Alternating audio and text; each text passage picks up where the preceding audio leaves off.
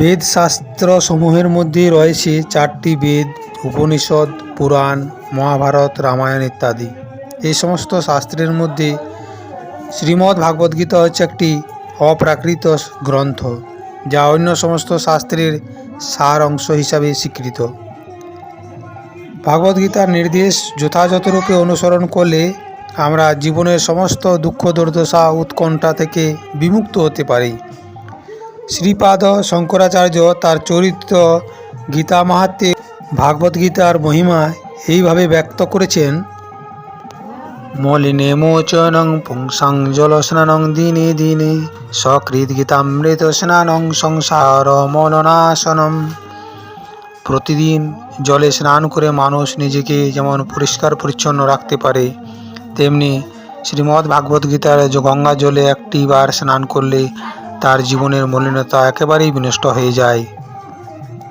সর্বোপনিষদ গাবো দুগ্ধা গোপালনন্দনাঃ পার্থো বৎসাঃ সুধীর্ভুক্তা দুগ্ধং গীতামৃতং মহৎ। এই গীতোপনিষদ ভাগবদ্গীতা সমস্ত উপনিষদের সার এবং তার ঠিক একটা গাভীর মতো। আর রাখাল বালক রূপে প্রসিদ্ধ ভগবান শ্রীকৃষ্ণই এই গাভীকে দহন করছেন। অর্জুন যেন গোবৎসের মতো এবং গুণী জ্ঞানী শুদ্ধ ভক্তেরা ভগবদ্গীতার সেই অমৃতময় দুগ্ধ পান করে থাকেন।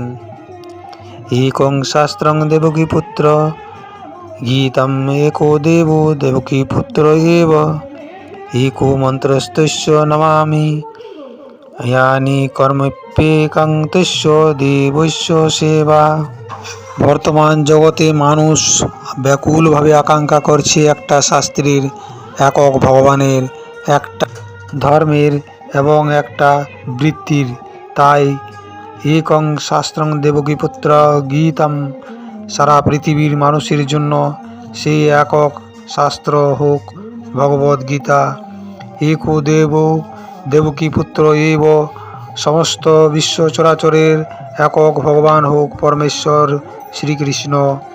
एको মন্ত্রস্তস্য নামানি, একক মন্ত্র, একক প্রার্থনা, একক স্তোত্র হোক।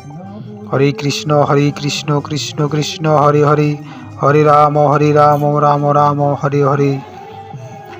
আর সমস্ত মানুষের একটাই বৃত্তি হোক পরম পুরুষোত্তম ভগবান শ্রীকৃষ্ণের সেবা করা। কলিযুগে মানুষের আয়ু খুবই কম, সেই জন্য সমগ্র বৈদিক শাস্ত্র ধ্যান করে জ্ঞান লাভ করা এইটুকু সময়ের মধ্যে সম্ভব কখনোই নয়। এই জন্য সমস্ত বৈদিক শাস্ত্রের সারস্বরূপ ভগবদ্গীতা আধুনিক ব্যস্ত মানুষকে তার জীবনকে পরম সার্থক করে তোলার অভ্রান্ত নির্দেশনা প্রদান করতে পারে। আপনি যদি আমার চ্যানেলে নতুন হয়ে থাকেন তাহলে চ্যানেলটি সাবস্ক্রাইব করে সঙ্গে থাকুন এবং লাইক কমেন্ট শেয়ার করতে ভুলবেন না। ধন্যবাদ।